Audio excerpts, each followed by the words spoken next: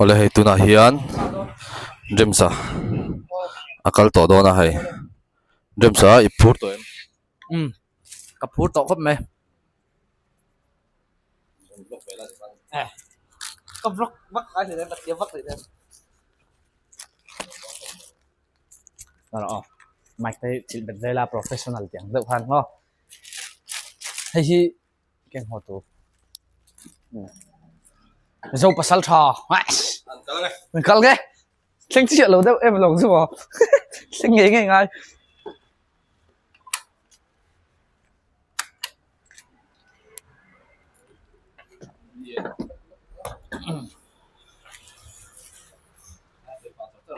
hả nghe cái sợi ăn sợi tụi bao sao đâu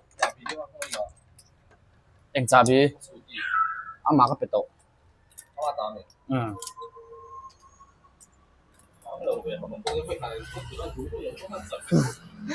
mang từ đằng cái này thì em rồi là các cái kia hắn lâu chơi tệ làm mà lâu hay umal soman min sponsor t-shirt nen flex nen thà là đón đi vai ra mà hey athil zor hi mo zuar nam khop mai trui la ri ati chakna zong song hi azuar ka ti jon to ka soi me jama ha azuar veking ka thebok sia dot ka lo soi me ang ka soi pal pon azuar vek ni thil trui la ti chakna zong zong azuar tiang chu ni mai anai lo pot cha thai nei lo pot nei lo ani chu chuanin an dor hi aum na hi allocation hin tilang lokela vai va kon chuk thak na din thar re dor pi veng thar lampang ania vai va kon chuk thak na vai va kon teng thak ma chi ania tla hian engkim two wheeler ti chakna le a chei mo na an nei ani chonin het lama hian workshop ania workshop lama hian to ti lang ve zoi la hey an mechanic ten tiam kop me Indonesia lama tangan chalu ngapi nenan thleng an ni an mechanic te go ro pi kan man to lo kai ni zu kan ai man to lo kan puar tu oleh itu na hian het han dong ania khamo kapulu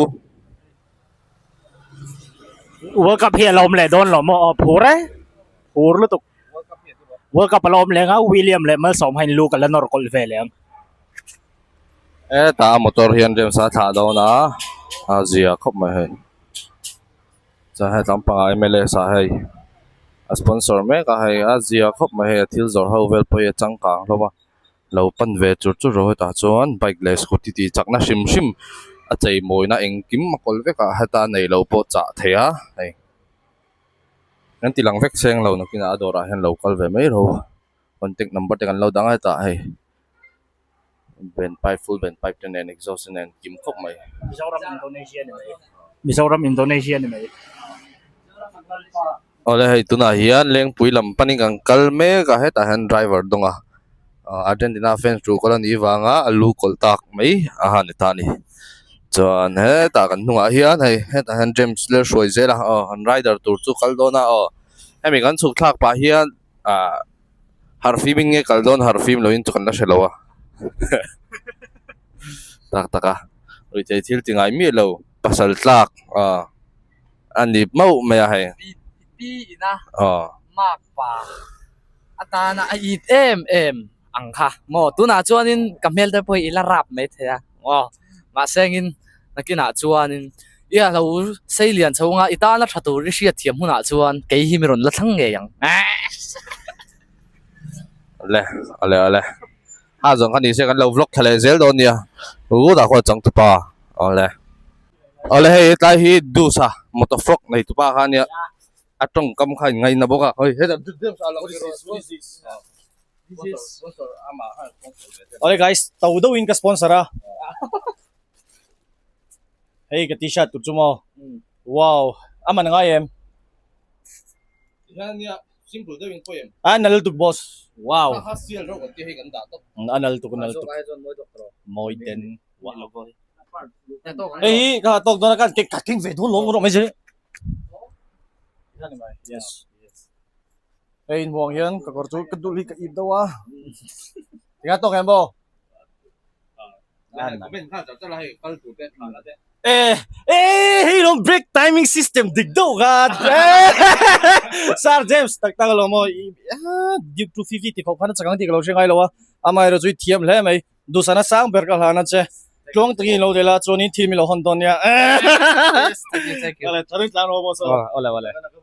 ala hei tuna hian si mu ya thil kan ei don me ka hei ta han rem sale dong ate no wa hei an rom dong khop mai rem sa pa phur tol to hei ta dong Shaolin temple tangin motor khal turin kan wat ta cho ka hei amirong khal sak sam don ni hoin chai akoreng song song ne dian dom dong khop mai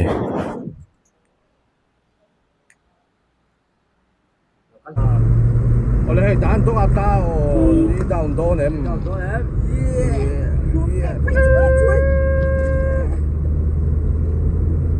Mình bảo hay mình lần cùng mấy cái. Hei kan theng to tuna hian hei Lengpui airport kan theng to hei ta James ani a phur to khop mai soi tu bo vek to hei udong ale uderian min tha ka lawm khop mai anzara Lengpui airport ka thleng tha ma segin ka voi khat jin na tur ne thlo na heng kala chung ruwa airport chung heng ka pau vakang ti ka law ko ang reng khop mai ma se bo lo tur anga yang Mizoram chung ana na hi chuanin